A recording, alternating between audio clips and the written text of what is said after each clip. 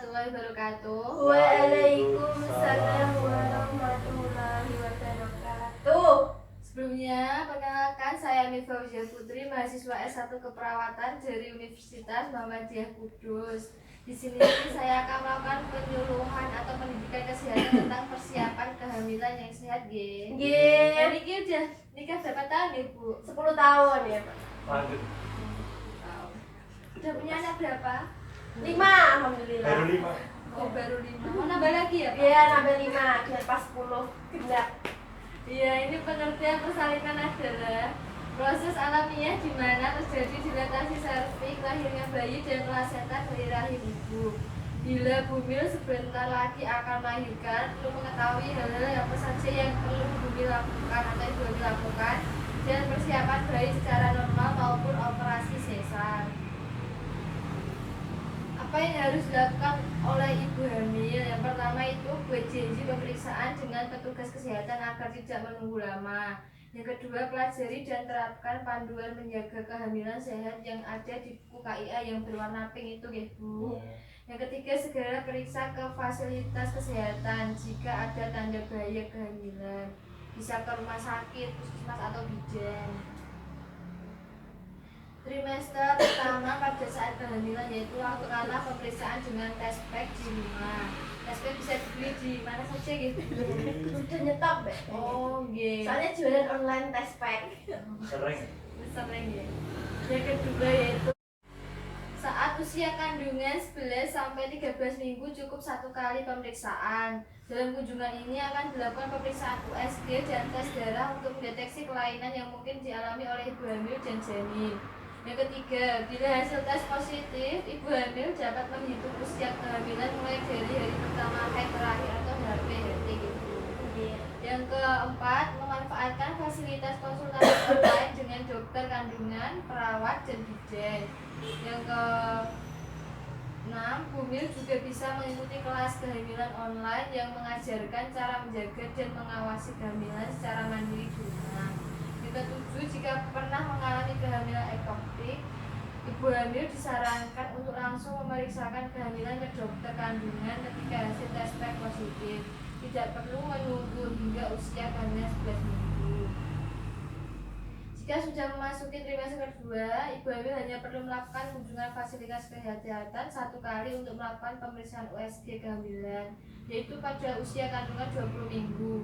Yang kedua, pemeriksaan ini dapat memberikan informasi mengenai kondisi organ-organ bayi dan plasenta serta mendeteksi kelainan yang mungkin terjadi.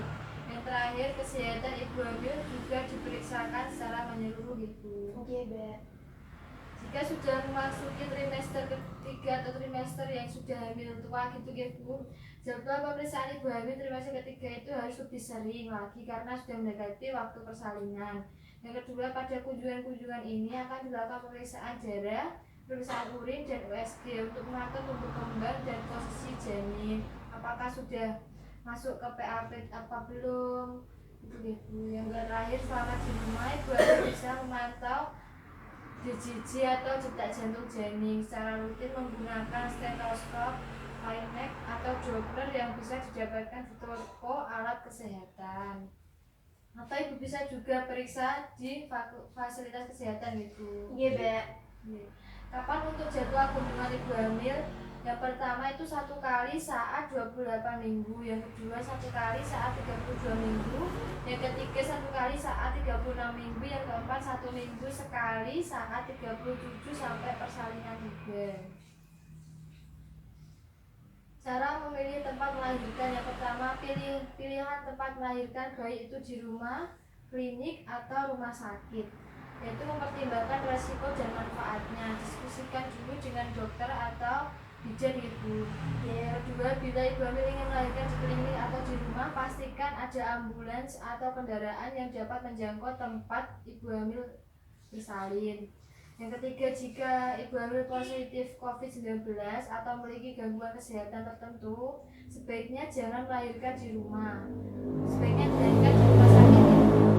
Yang keempat, keempat, tentukan fasilitas kesehatan tempat persalinan sejak jauh-jauh hari. Yang kelima, ketahui perkiraan persalinan. Yang keenam, selama proses persalinan di rumah sakit baik dengan operasi sesar maupun normal, ibu hamil boleh ditemani oleh suami ibu atau mbahnya. Yang terakhir, jika pendamping ibu hamil memiliki gejala COVID-19 atau sedang tidak sehat, ia tidak diizinkan masuk ke ruang bersalin. Hal ini dilakukan agar ibu hamil, bayi, dan dokter atau bidan yang membantu persalinan tidak tertular virus COVID-19. Yang metode melahirkan. Ngono iku, Pak. Larane ngono iku. Ibu hamil dibebaskan untuk memilih metode persalinan gitu. Bisa persalinan normal atau sesar. Lengkap ya. Kita alamis. Iya gitu. Namun pilihan ini tetap harus disesuaikan dengan kondisi kehamilan gitu. Kondisi janinnya itu bisa di lahiran normal atau apakah itu sesar.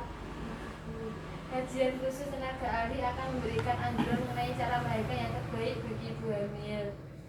Operasi sesar biasanya hanya diwajibkan pada kondisi tertentu, misalnya infeksi herpes, veneria, atau HIV pada ibu hamil. Kedua, kehamilan dengan placenta previa atau kehamilan dengan posisi janin yang tidak normal atau seperti sungsang itu operasi sesar. Prinsip makanan yang baik bagi ibu hamil, yang pertama jangan diet selama hamil. Ibu diet bu? Ya, puasa. Kan puasa Senin Kamis, Pak. Yang kedua, makan dengan porsi kecil tapi sering. Jika ibu mual tuh dimakanin aja bu, tapi sering gitu. Yang ketiga, minum vitamin secara teratur. Yang keempat, minum air yang cukup, yaitu 8 gelas per hari gitu. Kembung. Ya kan ada waktunya sendiri bu. Yang kelima, hindari makanan yang dapat menyebabkan infeksi seperti daging mentah. Yang keenam, jangan minum yang mengandung alkohol dan batasi minum kopi serta teh karena mempengaruhi berat badan bayi, keguguran, penyerapan zat besi. Iya. Ya ini ada leaflet yang bisa ibu baca untuk mempersiapkan ibu melahirkan gitu Pak. Wah, kok apik Mbak ada gambar-gambar. Ya kan bisa lebih jelas bu. Makasih, Mbak. Ya apakah ada yang ditanyakan bu? Pak? Ya ada.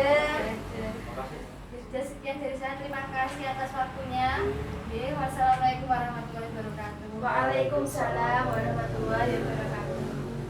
Kecil iki